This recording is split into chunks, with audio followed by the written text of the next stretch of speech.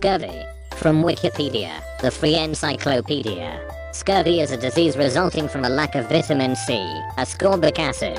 Early symptoms include weakness, feeling tired, and sore arms and legs. Without treatment, decreased red blood cells, gum disease, changes to hair, and bleeding from the skin may occur. As scurvy worsens, there can be poor wound healing, personality changes, and finally death from infection or bleeding. Typically, scurvy is caused by a lack of vitamin C in the diet.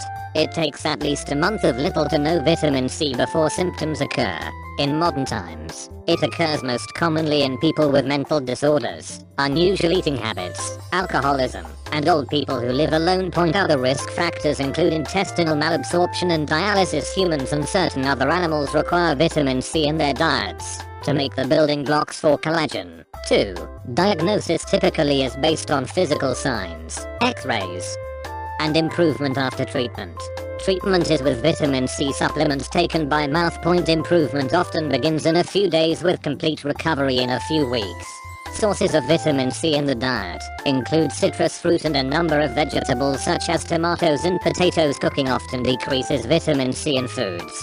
Scurvy currently is rare. It occurs more often in the developing world in association with malnutrition. Rates among refugees are reported at 5 to 45%. Scurvy was described as early as the time of ancient Egypt. It was a limiting factor in long-distance sea travel, often killing large numbers of people. During the age of sail, it was assumed that 50% of the sailors would die of scurvy on a given trip. A Scottish surgeon in the Royal Navy, James Lind, is generally credited with proving that scurvy can be successfully treated with citrus fruit in 1753. Nonetheless, it would be 1795 before health reformers such as Gilbert Blaine convinced the British Royal Navy to routinely give lemon juice to its sailors. Signs and symptoms. Early symptoms are malaise and lethargy. After 1 to 3 months, patients develop shortness of breath and bone pain. Myalgias may occur because of reduced carnitine production. Other symptoms include skin changes with roughness, easy bruising and petechiae,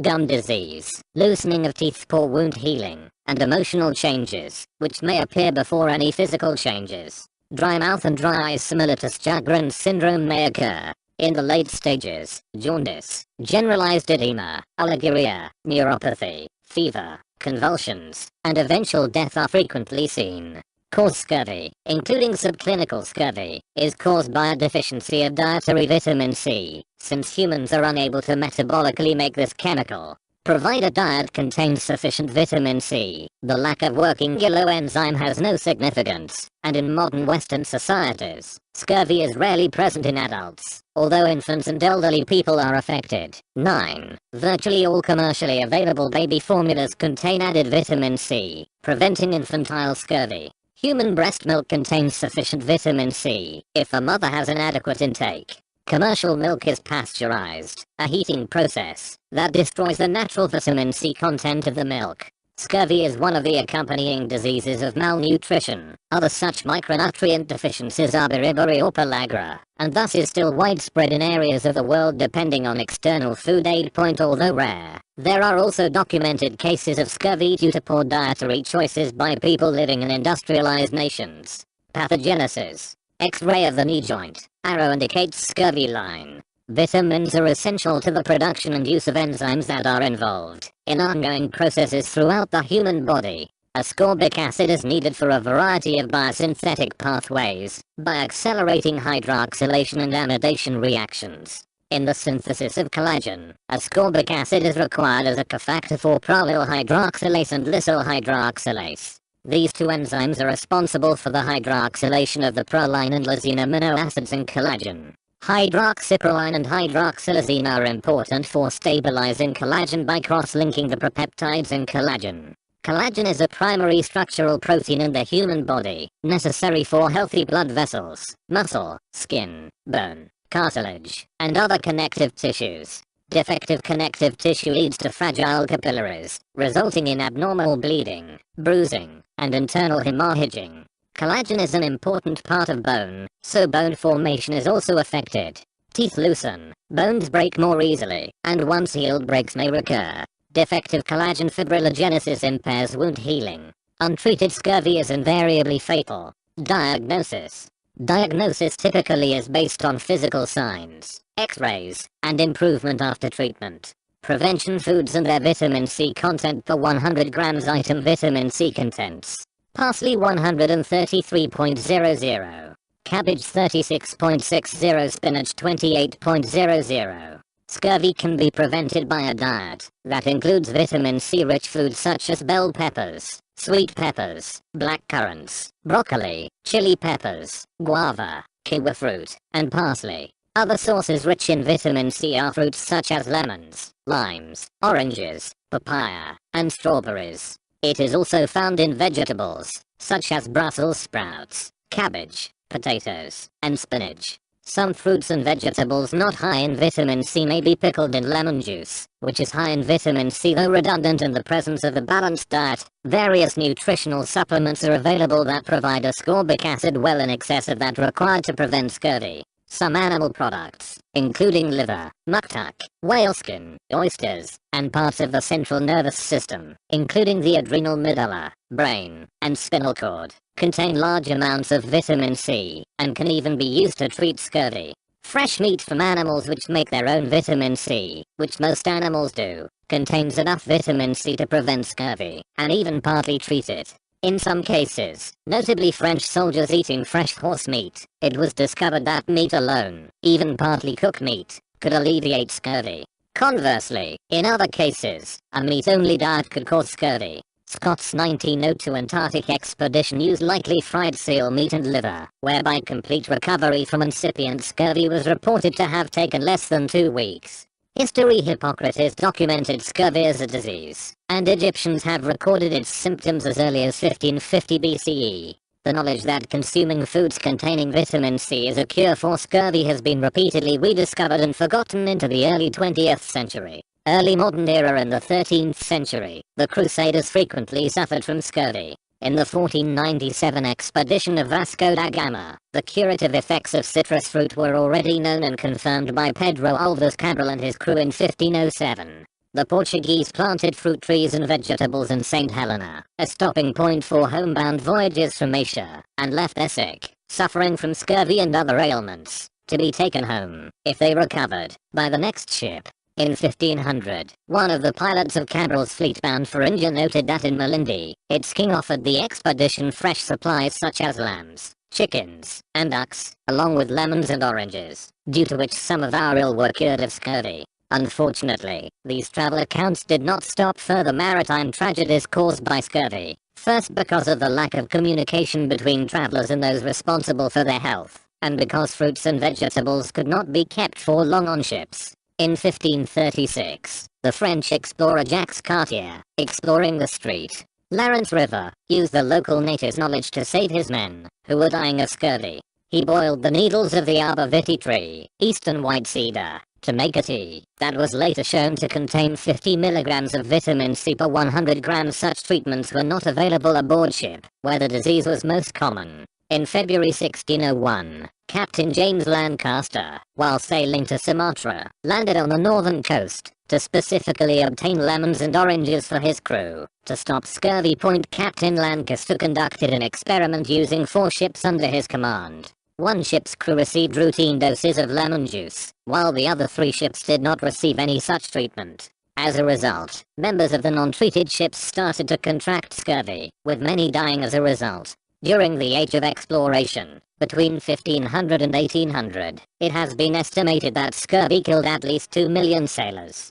Jonathan Lamb wrote, in 1499, Vasco da Gama lost 116 of his crew of 170. In 1520, Magellan lost 208 out of 230, all mainly to scurvy. In 1579, the Spanish friar and physician Agustin Fafen published a book in which he recommended oranges and lemons for scurvy, a remedy that was already known in the Spanish Navy. In 1593, Admiral Sir Richard Hawkins advocated drinking orange and lemon juice as a means of preventing scurvy. In 1614, John Woodall, Surgeon General of the East India Company, published the Surgeon's Mate as a handbook for apprentice surgeons aboard the company's ships. He repeated the experience of mariners, that the cure for scurvy was fresh food, or, if not available, oranges, lemons, limes, and tamarinds. He was, however, unable to explain the reason why, and his assertion had no impact on the opinions of the influential physicians who ran the medical establishment that scurvy was a digestive complaint. 18th century. James Lind, a pioneer in the field of scurvy prevention. A 1707 handwritten book by Mrs. Ebbard Mitchell, discovered in a house in Housefield, Gloucestershire, contains a rect point tea for the scurvy that consisted of extracts from various plants mixed with a plentiful supply of orange juice, white wine or beer. In 1734, the Leiden-based physician Johann Bachstrom published a book on scurvy in which he stated, "Scurvy is solely owing to a total abstinence from fresh vegetable food and greens, which is alone the primary cause of the disease," and urged the use of fresh fruit and vegetables as a cure. However, it was not until 1747 that James Lind formally demonstrated that scurvy could be treated by supplementing the diet with citrus fruit, in one of the first controlled clinical experiments reported in the history of medicine. As a naval surgeon on HMS Salisbury, Lind had compared several suggested scurvy cures: hard sea idea, vitriol, vinegar, seawater, oranges, lemons, and a mixture of balsam of Peru, garlic, myrrh, mustard seed and radish root. In a treatise on the scurvy, Lind explained the details of his clinical trial, and concluded the results of all my experiments was that oranges and lemons were the most effectual remedies for this distemperate sea. Unfortunately, the experiment and its results occupied only a few paragraphs in a work that was long and complex, and had little impact. Lind himself never actively promoted lemon juice as a single cure. He shared medical opinion at the time that scurvy had multiple causes, notably hard work, bad water, and the consumption of salt meat in a damp atmosphere which inhibited healthful perspiration and normal excretion, and therefore required multiple solutions. Lind was also sidetracked by the possibilities of producing a concentrated rob of lemon juice by boiling it. Unfortunately, this process destroyed the vitamin C, and was therefore unsuccessful. During the 18th century, disease killed more British sailors than enemy action. It was mainly by scurvy that George Anson, in his celebrated voyage of 1740–1744, lost nearly two-thirds of his crew, 1,300 out of 2,000. Within the first 10 months of the voyage, the Royal Navy enlisted 184,899 sailors during the 7 Years' War. 133,708 of these were missing, or died from disease, and scurvy was the leading cause. Although throughout this period sailors and naval surgeons were increasingly convinced that citrus fruits could cure scurvy, the classically trained physicians who ran the medical establishment dismissed this evidence as mere anecdote which did not conform to current theories of disease. Literature championing the cause of citrus juice, therefore, had no practical impact. Medical theory was based on the assumption that scurvy was a disease of internal putrefaction brought on by faulty digestion caused by the hardships of life at sea and the naval diet. Although this basic idea was given different emphasis by successive theorists, the remedies they advocated, and which the Navy accepted, amounted to little more than the consumption of fizzy drinks to activate the digestive system, the most extreme of which was the regular consumption of elixir of vitriol, sulfuric acid taken with spirits and barley water, and laced with spices. In 1764, a new variant appeared, advocated by Dr. David McBride and Sir John Pringle, Surgeon General of the Army and later President of the Royal Society. This idea was that scurvy was the result of a lack of fixed air in the tissues, which could be prevented by drinking infusions of malt, and wort whose fermentation within the body would stimulate digestion and restore the missing gases. These ideas received wide and influential backing when James Cook set off to circumnavigate the world, 1768 to 1771. In H.M. Bark Endeavour, malt and wort were top of the list of the remedies he was ordered to investigate. The others were beer, sauerkraut and Lind's Rob. The list did not include lemons. Cook did not lose a single man to scurvy, and his report came down in favor of malt and wort, although it is now clear that the reason for the health of his crews on this and other voyages was Cook's regime of shipboard cleanliness, enforced by strict discipline, as well as frequent replenishment of fresh food and greenstuffs. Another rule implemented by Cook was his prohibition of the consumption of salt fat skimmed from the ship's copper boiling pans, then a common practice in the Navy. In contact with other copper formed compounds that prevented the absorption of vitamins by the intestines. The first major long-distance expedition that experienced virtually no scurvy was that of the Spanish naval officer Alessandro Malaspina, 1789 to 1794. Malaspina's medical officer, Pedro Gonzalez, was convinced that fresh oranges and lemons were essential for preventing scurvy. Only one outbreak occurred, during a 56-day trip across the open sea. 5 sailors came down with symptoms, one seriously. After 3 days at Guam, all 5 were healthy again. Spain's large empire and many ports of call made it easier to acquire fresh fruit.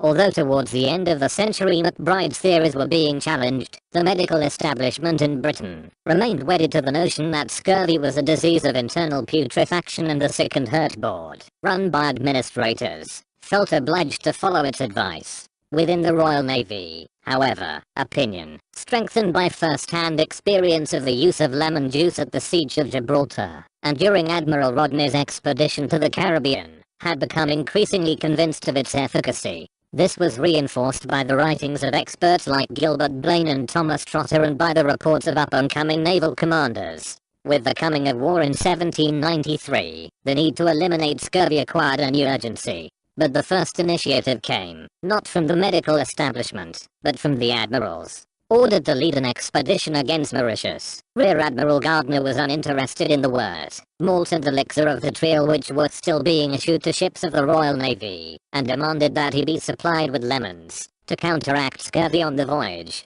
Members of the Sick and Hurt Board, recently augmented by 2 practical naval surgeons, supported the request, and the Admiralty ordered that it be done. There was, however, a last-minute change of plan. The expedition against Mauritius was cancelled. On the 2nd of May 1794, only HMS Suffolk and 2 sloops under Commodore Peter Rainier sailed for the east with an outward-bound convoy, but the warships were fully supplied with lemon juice and the sugar with which it had to be mixed. Then in March 1795, came astonishing news. Suffolk had arrived in India after a 4-month voyage without a trace of scurvy, and with a crew that was healthier than when it set out. The effect was immediate. Fleet commanders clamored also to be supplied with lemon juice, and by June the Admiralty acknowledged the groundswell of demand in the Navy, had agreed to a proposal from the Sick and Hurt Board that lemon juice and sugar should in future be issued as a daily ration to the crews of all warships. It took a few years before the method of distribution to all ships in the fleet had been perfected, and the supply of the huge quantities of lemon juice required to be secured, but by 1800,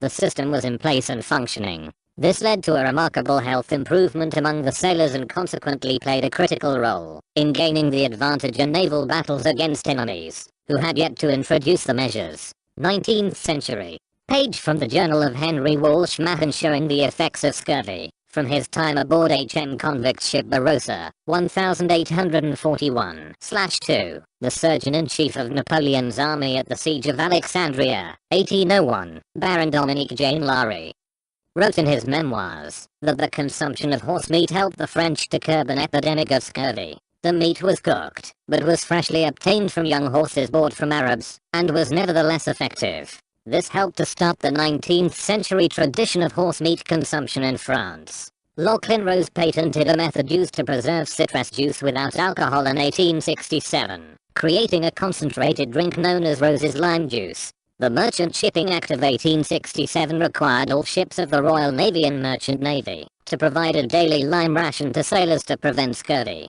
The product became nearly ubiquitous, hence the term limey, first for British sailors, then for English immigrants within the former British colonies, particularly America, New Zealand and South Africa, and finally, in old American slang, all British people. The plant Cattleya officinalis, also known as common scurvigrass, acquired its common name from the observation that it cured scurvy, and it was taken on board ships, in dried bundles or distilled extracts. Its very bitter taste was usually disguised with herbs and spices. However, this did not prevent scurvigrass drinks and sandwiches from becoming a popular fad in the UK until the middle of the 19th century, when citrus fruits became more readily available. West Indian limes began to supplement lemons, when Spain's alliance with France against Britain in the Napoleonic Wars made the supply of Mediterranean lemons problematic, and because they were more easily obtained from Britain's Caribbean colonies, and were believed to be more effective, because they were more acidic. It was the acid, not the, then unknown, vitamin C that was believed to cure scurvy.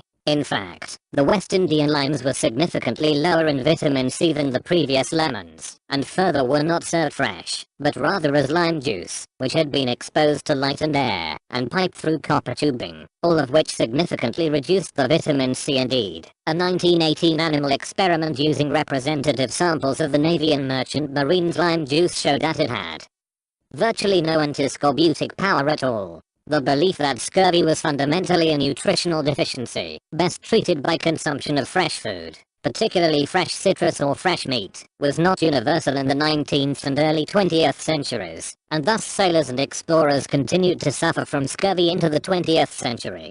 For example, the Belgian Antarctic expedition of 1897 to 1899 became seriously affected by scurvy when its leader, Adrien de Gerlache, initially discouraged his men from eating penguin and seal meat. In the Royal Navy's Arctic expeditions in the 19th century, it was widely believed that scurvy was prevented by good hygiene on board ship, regular exercise, and maintaining the morale of the crew, rather than by a diet of fresh food. Navy expeditions continued to be plagued by scurvy even while fresh, not jerked or tanned. Meat was well known as a practical antiscorbutic among civilian whalers and explorers in the Arctic. Even cooking fresh meat did not entirely destroy its antiscorbutic properties, especially as many cooking methods failed to bring all the meat to high temperature. The confusion is attributed to a number of factors. While fresh citrus, particularly lemons, cured scurvy, lime juice that had been exposed to light, air and copper tubing did not, thus undermining the theory that citrus cured scurvy. Fresh meat, especially organ meat and raw meat, consumed in Arctic exploration, also cured scurvy, undermining the theory that fresh vegetable matter was essential to preventing and curing scurvy. Increased marine speed via steam shipping, and improved nutrition on land, reduce the incidence of scurvy, and thus the ineffectiveness of copper-piped lime juice compared to fresh lemons was not immediately revealed. In the resulting confusion, a new hypothesis was proposed, following the new germ theory of disease, that scurvy was caused by ptomaine, a waste product of bacteria, particularly in tainted tinned meat. Infantile scurvy emerged in the late 19th century, because children were being fed pasteurized cow's milk, particularly in the urban upper class. While pasteurization killed bacteria, it also destroyed vitamin C. This was eventually resolved by supplementing with onion juice or cooked potatoes. 20th century. By the early 20th century, when Robert Falcon Scott made his first expedition to the Antarctic, 1901 to 1904, the prevailing theory was that scurvy was caused by ptomaine poisoning, particularly in tinned meat. However, Scott discovered that a diet of fresh meat from Antarctic seals cured scurvy before any fatalities occurred. In 1907, an animal model which would eventually help to isolate and identify the antiscorbutic factor was discovered. Axel Halst and Theodor Froelich, two Norwegian physicians studying shipboard beriberi contracted by ship's crews in the Norwegian fishing fleet, wanted a small test mammal to substitute for the pigeons then used in beriberi research. They fed guinea pigs their test diet of grains and flour, which had earlier produced beriberi in their pigeons, and were surprised when classic scurvy resulted instead. This was a serendipitous choice of animal. Until that time, scurvy had not been observed in any organism apart from humans, and had been considered an exclusively human disease. Certain birds, mammals, and fish are susceptible to scurvy, but pigeons are unaffected, since they can synthesize ascorbic acid internally. Halst and Froelich found they could cure scurvy in guinea pigs with the addition of various fresh foods and extracts. This discovery of an animal experimental model for scurvy, which was made even before the essential idea of vitamins in foods had been put forward, has been called the single most important piece of vitamin C research. In 1915, New Zealand troops in the Gallipoli campaign had a lack of vitamin C in their diet, which caused many of the soldiers to contract scurvy. It is thought that scurvy is one of many reasons that the Allied attack on Gallipoli failed. Vilhjalmur Stefansson, an Arctic explorer who had lived among the Inuit, proved that the all-meat diet they consumed did not lead to vitamin deficiencies. He participated in a study in New York's Bellevue Hospital in February 1928, where he and a companion ate only meat for a year, while under close medical observation, yet remained in good health. In 1927, Hungarian biochemist Szent-Györgyi isolated a compound he called hexuronic acid. Szent-Györgyi suspected hexuronic acid, which he had isolated from adrenal glands, to be the antiscorbutic agent, but he could not prove it without an animal deficiency model. In 1932, the connection between hexuronic acid and scurvy was finally proven by American researcher Charles Glenn King of the University of Pittsburgh.